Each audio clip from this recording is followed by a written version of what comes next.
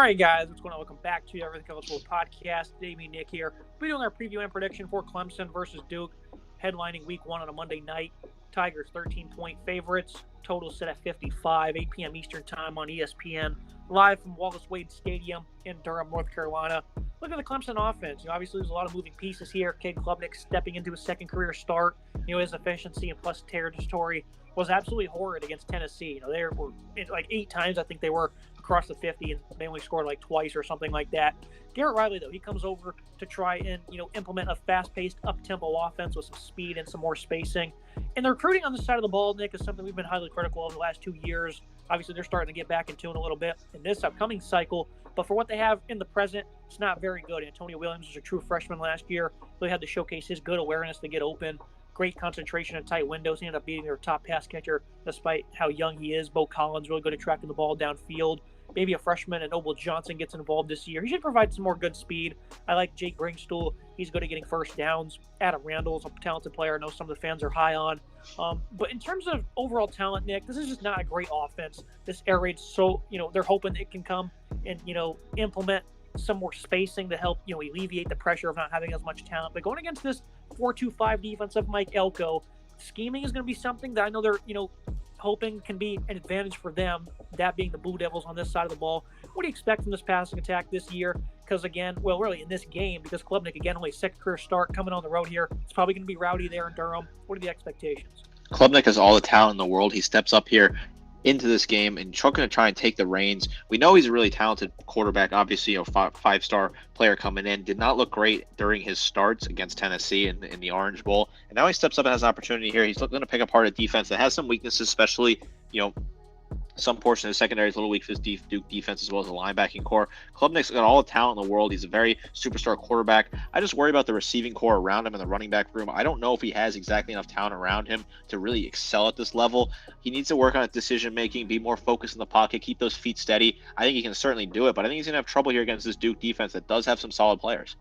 I think this is a pretty solid backfield. It's not one of the top 10 duos in CFB, but Will Shipley, a near 1,200-yard rusher last year, also had 15 touchdowns. This guy's fun to watch. A physical specimen, always has some moves, it seems, in the arsenal to break free. Phil Moffitt had over 500 yards and less than 100 touches and 4 scores. So this is a nice 1-2 punch here. Klubnik, we'll see what he can offer as a runner as well. They certainly did a pretty good job last year on the ground game, nearly 180 yards. And Garrett Riley's offense features a slashing running game. And I think Will Shipley, he's certainly going to be a big lead in that. So we'll see how these guys get involved. But they certainly had their struggles at 90 rushing yards against Syracuse, only 68 against North Carolina. They got completely stonewalled in that one. And the only games they really seem to strive, be successful in when it comes to running the ball was against poor opponents against the run. So this is certainly something you're going to monitor going into this game. Duke has a great defensive line. The offensive line for Clemson, though, it's not a great unit. Travis Lee steps into, a role here. Hasn't seen the field much over the last 2 years. A guy who has some nice balance, as a former 5-star. Will Putnam played 1,000 snaps last year at center. He was quality for them. Blake Miller was a good run blocker. He's probably going to be the left tackle this year. He had 10 penalties, though, so certainly needs to improve the discipline. Walker Parks, Marcus Tate. These guys were liabilities last year. Average players overall. They all do have good size, though. Everyone's 315 or above. That's the one thing they have going for them, and a bit of experience. But this offensive line, it's never been great at Clemson. It's not good this year. I think on the interior, they're at a massive disadvantage this season. They certainly are at a disadvantage. Will Putnam's a good player. Walker Parks is a solid player as well. These guys are just a little undersized and just don't really quite live up to expectations. They do have some size on the exterior, but the interior concerns you a lot. Tristan Lee is a good player. Blake Miller was a true freshman last year. He steps up as a sophomore. Can he be involved early and be a good pass blocking? I'm worried about this unit, certainly. I think they lack the depth that they need. They certainly have a lot of inconsistencies on this offense. Now you input this new scheme, and you don't exactly need great talent to run the air raid by any means, but this is certainly something that's going to be very concerning. This team only had 8 completions against South Carolina, and that loss there, and I think one of them was like a 40-yard or so. Just flat out embarrassing at times was this passing attack under DJ Uyunglele. And obviously expect him to be better under Cade, but he still is a young player. He's going to have to come into his own. This is going to be a tough environment for him. What's the expectation here? Just one last time for this entire offense in this specific game, Nick, because it could be either a lot of great or a lot of bad, or do you think it'll just be a mix of some good and some ugly? Certainly a boomer bust opportunity here with Garrett Riley coaching his first game, the air raid offense. I just worry about the offensive weapons. I don't think they have enough in this game. Guys like Bo Collins, Antonio Williams have to step up. Will Shipley's a great back. I want to see what his usage is going to be like. He was great on the ground last year. How much will he be used this year? Phil Moffitt is also a pretty good back. I worry, though, about this offense. I think they're going to struggle here in this game. They're going to find themselves in tough situations where they're behind the sticks and have to go through the air very quickly. I don't know if Riley's going to draw up a great game plan here. He's a very good coach, but he's working with a whole new offense here, a whole new team that's certainly lacking the talent compared to the TCU team last year. I'm a little concerned about this offense for this game. Looking at the Duke offense, the Blue Devils led by Kevin Johns put up a pretty resilient effort last year, 32nd in points per game, 44th in total yards, showcasing pretty optimal balance. Riley Leonard, quarterback certainly not getting enough love at this moment in time, but he's a true dual threat player with some good acceleration and speed as a runner. Nice breakaway player, has good vision, good movements in the pocket. Has really showcased some good touch. He did good work as a deep ball thrower as well. Jalen Calhoun, a slot magician who's been around forever, it seems. He's great at getting open in the middle of the field. Very effective after the catch as well. Veteran leader there, Jordan Moore, an ex-QB, utilized a lot to the boundary and underneath. He's really good in the open field. Doesn't have much route running, though. Really, I think this year he probably developed his route tree a good bit, so that's something I'm going to watch. Only one drop last year for him. Nicky Dahlman at tight end, 21 grabs and 4 touchdowns. Eli Pancole, a veteran. Shamar Hagens. The top 5 wide receivers as a whole are all back for this offense. I think this passing attack, they're going against a really good secondary, Nick. I'm very excited for them, though. This is an offense that has plenty of veterans. They have, all kinds of versatility, especially in that backfield I'll allude to in a minute. But Riley Leonard, a complete game breaker here at quarterback. I think he's going to be even better this season. He's going to have to be big here if they want to pull off an upset. Certainly going to need to see a lot out of Riley Leonard here. I think he's a very talented back. I think people are starting to finally catch on him. I've seen some buzz about him for the draft potentially next year. He's so talented, just absolutely incredibly talented quarterback that has high expectations here for this Duke offense to lead this. I think he's a game changer, very talented with his feet, very good in the pocket. I'm excited to see what we can do this year. Yeah, they have a deep backfield as well. Plenty of options here. Jordan Waters, 566 yards, 8 scores. Jaquez Moore had a few less touches, 500 plus for him, though, 6.3 yards per carry, and then another 480 for Jalen Coleman. They have plenty of guys here they can get involved in this backfield. And then Riley Leonard was the team's leading rusher ahead of them. So plenty of efficiency, nice versatility here. They're going to have to find a way to get them involved, though, because yards on the ground are going to be hard to find. Last year, this ground game at times were really clicking. They had a 3-game stretch last year where they put up 4 straight they had 4 touchdowns in all 3 games. You know what I mean? So they scored 31 times on the ground last year. But there's games like, against Pittsburgh, they only had 63 yards on the ground, ended up losing that game by a couple of points. When this run game struggles, they only had 142 and no scores against Georgia Tech, lost by 3. So even though when they do struggle, Nick, they still only lose by a couple of points. They're still in these games, so it's not the end of the world for this offense. But they need to use these backs. They're talented. Want to see them try to incorporate them in a variety of different ways here, because running against this Tiger front is certainly going to be hard. Even with Graham Barton at left tackle, still yards will be tough. What's the game plan here for Kevin Johns?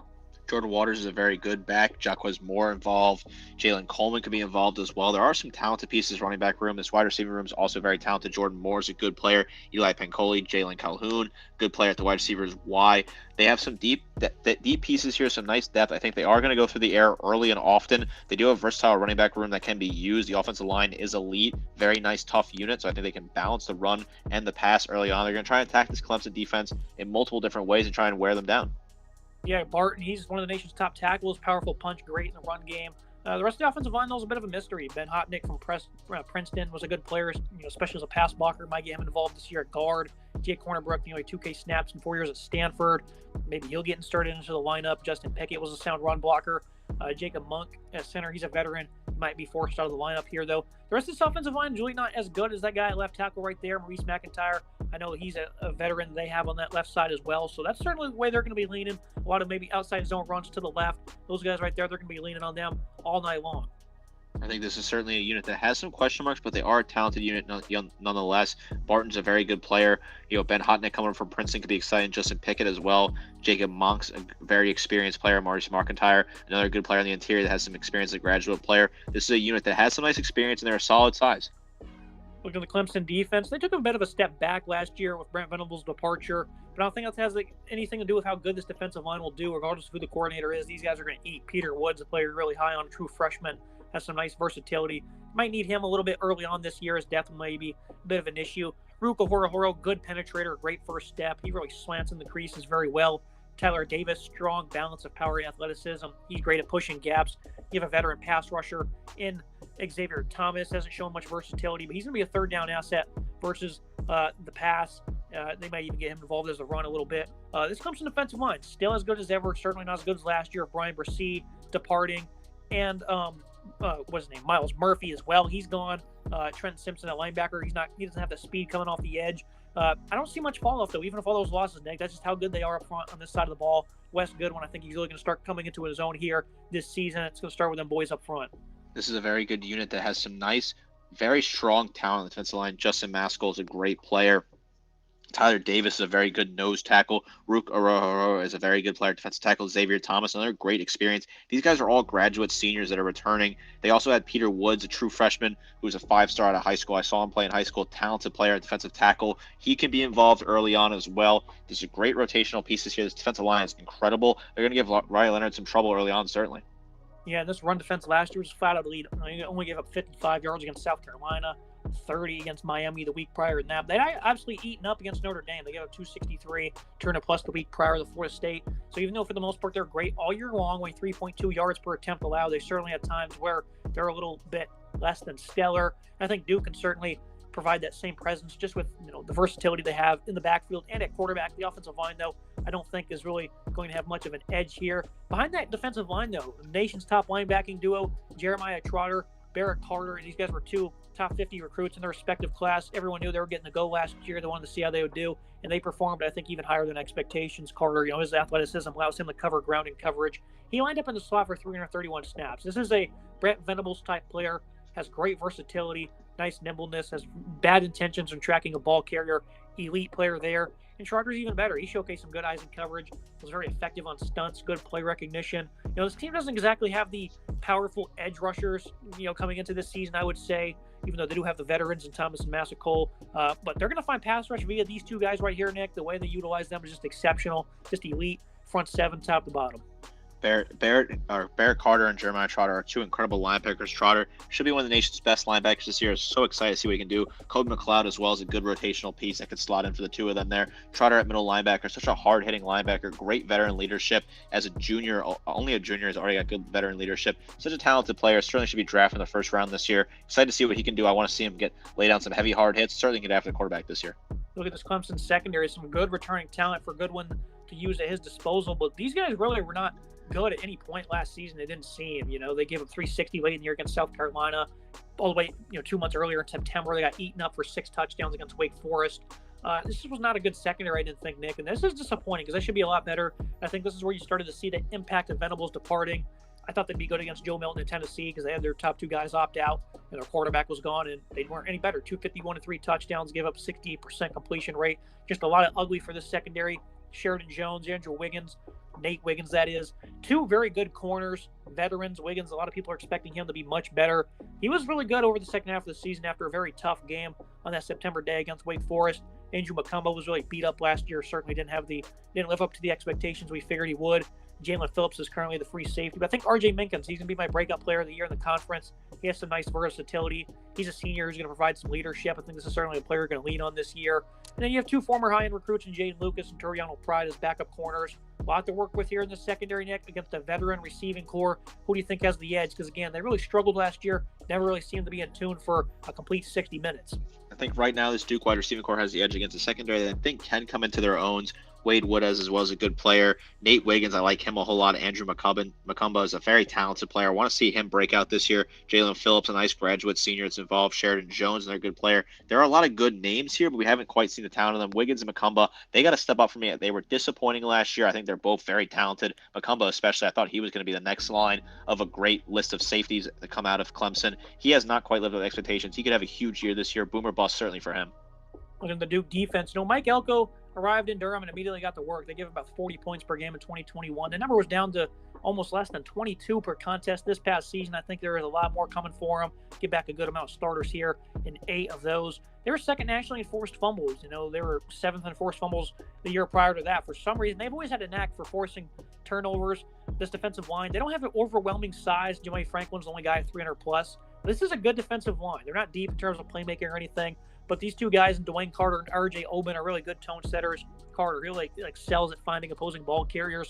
Some really good strength and leverage. Good at shedding blocks. Oben off the edge has developed into a sturdy pass rusher for them with some nice speed. Certainly want to see him improve in some pursuit, though. But I think this is an edge you're going to be looking for. This Duke defensive line against this Clemson interior. The middle of the defense is a bit of an iffy unit for me. Dorian Masai, a good ball hawking player in coverage.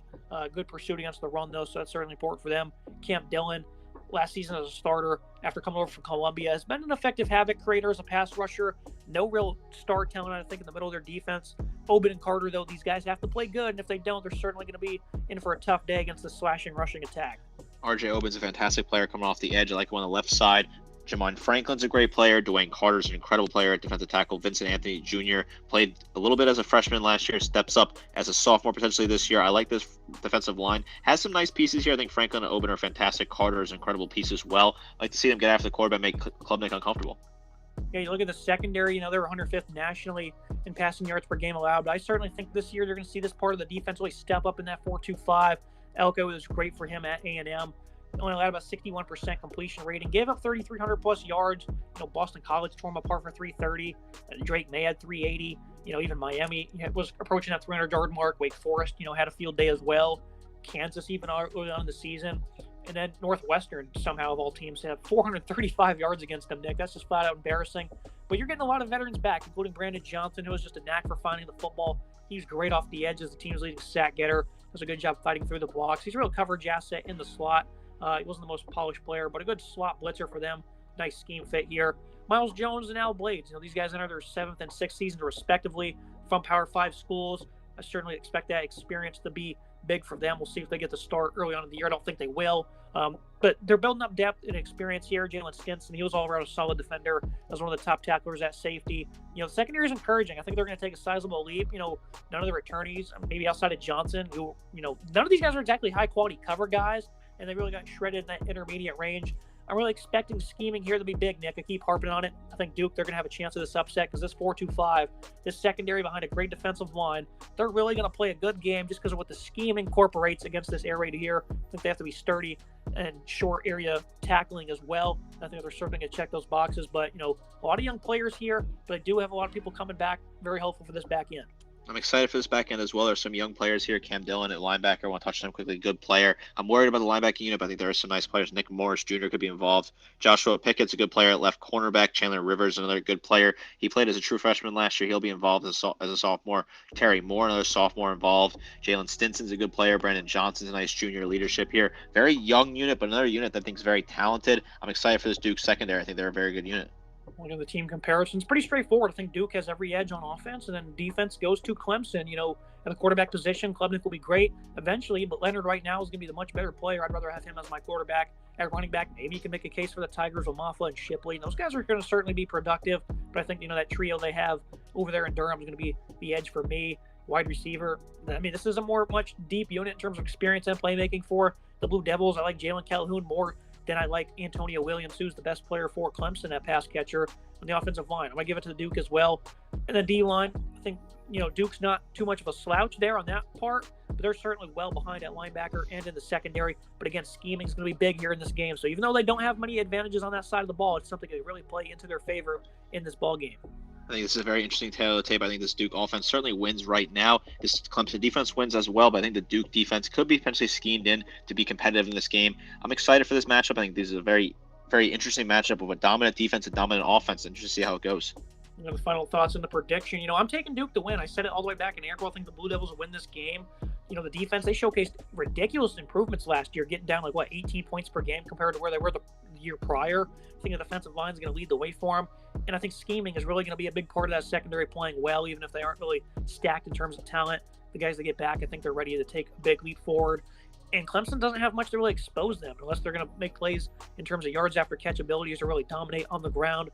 Pursue Leonard all night long for Clemson. I think they'll certainly do that with those linebackers. Need to outwork Duke on the interior. And that really goes for either side because they can certainly make plenty of plays on the boundary. So they have to be extra stout on the interior defensive line. Duke, just be fearless. Take risks. Play strong underneath coverage versus this air raid. A tempo-style offense. I think, Elko's been scheming for this one for months. I'm going to give it to Duke. That's 13-point dogs. I think they're going to win outright. And obviously, both of us picking the game, Nick, it's not great. Obviously, we're going to get a lot of hate for that. But this just made sense for me from the jump, and it still does to me all these months later, 2 weeks away from the game. I'm still convinced Duke's going to win, and you're right there with me. I'm also convinced Duke's going to win. I think it just makes too much sense. I think this offense just has too much talent right now. I think Clemson has too many questions under a new scheme and a total transition. I think the defense will keep it close for Clemson, which is why I have a one-score game. You also have it a one-score game. I think there is a lot of talent on this Clemson defense, and they'll keep them in this game. But I think Duke just has too much going on at home on a Monday night. All eyes are going to be on this game. National attention, large crowd. Mike Elko wants to make a statement for a team that's really talented, underrated, not getting a lot of love in the national media at all. People are really not giving Duke the love they want to give, that they deserve, in my opinion, and your opinion as well. I think Duke wins this game. It certainly is a bit of a trap, us both picking them potentially, but I like this game. I'm confident. I'm excited to see what can happen here. Yeah, I mean, I just keep going back and go, is this a fair prediction? I'd go, I'm just not happy with the Clemson offense. I don't think it's going to be any better, or at least in week one, than it was last year at Spurs. Klubnik, again, I think he's going to be great, but here in this start, probably going to make some mistakes. It's going to put them behind the sticks. But that defense for Clemson is going to be something else. I think they have the chance to really limit this Duke offense, but I think there's just too much balance and too much versatility for them to get completely stonewalled. That's me for today's episode. As always, Nick, appreciate you joining me. This will be a great way to wrap up week one, and hopefully our prediction does come to fruition. Very excited for this game. Cannot wait to see what happens. Great way to end on a Monday night at week one. Make sure to like, comment, subscribe. See you next time.